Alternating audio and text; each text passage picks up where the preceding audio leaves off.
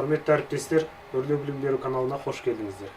Бұл шағын студияда тәжірибесі мол білікті ұстаздар өздерінің әріптестеріне осылай сан сала бойынша білім береді. Ал сағаттап оқыған дәріс бірден бейнекамераға жазылып, Өрлеу біліктілікті арттыру ұлттық орталығының білім беру порталына жүктеледі. Дайын бейне дәрісті еліміздің түкпір-түкпіріндегі мұғалімдер тыңдап өз тәжірибесіне жаратады. Ұстаздардың қашықтықтан білімін жетілдіруге арналған тың жоба өте тиімді екен. Бастысы уақыттарын үнемдеп, сабақ оқытудың жаңа бағытын меңгереді. Бүгінде бұл порталдан 2000-ға жуық ұстаз оқып, арнайы сертификат алған. Білім беру порталында мұғалімдер үшін барлық материалдар, ресурстар, жаттығулар, соңғы инновациялық технологиялар, белсенді оқытудың әдістері, осының барлығы әдістемелік көмек ретінде ұсынылған.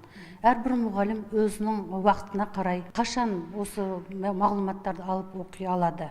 Осы мағлұматтар бойынша өзінің біліктілігін арттыра алады. Осының барлығы жобада қарастырылған. Бүгінде елімізде Өрлеу біліктілікті арттыру ұлттық орталығының 17 филиалы бар. Жыл сайын онда 70 мыңнан астам педагог білімін шыңдайды. Орталықта ұстаздарға бағызда қалыптасқан дәстүрлі білім беру үрдісінен шығып, тың тәсілдерді меңгеруіне бар жағдай жасалған. Мұнда келген мұғалімдер білім саласындағы соңғы жаңалықтар мен инновацияларды үйренеді екен. Ал ұстаздардың өзіне ұстаздық ету үшін шетелден дәріс алған білікті мамандар жұмыла жұмыс істейді. Мен осы курста оқып атқаныма бір 4 күн болды. Көп деген жаңа білімдерді өзімізге қабылдап жатырмыз. Оның ішінде критериалды бағалау, білім таксономиясы, түрлі стратегия және сыни тұрғыда ойлану туралы стратегиялармен таныстық. Өрлеу орталығынан ұстаздар әр 5 жыл сайын біліктілігін арттыруы тиіс. Мұнда оқытушыларға сабақ берудің тың тәсілдері өз алдына, оқушылармен қарым-қатынас құрудың да барлық жолы үйретіледі. Мәселен, мектепке дейінгі білім беру ұйымдарында дәріс беретіндер қазір Монтессори жүйесін қолданады. Ол балалардың тұлға болып қалыптасуына септік етеді екен. Ал бастауыш сыныптарға сабақ беретіндер ертегі терапиясы арқылы оқытуды үйренуде. Сондай-ақ жоғарғы сыныптардың ұстаздары білім беру мазмұнын жаңарту аясында курстардан өтуі қажет.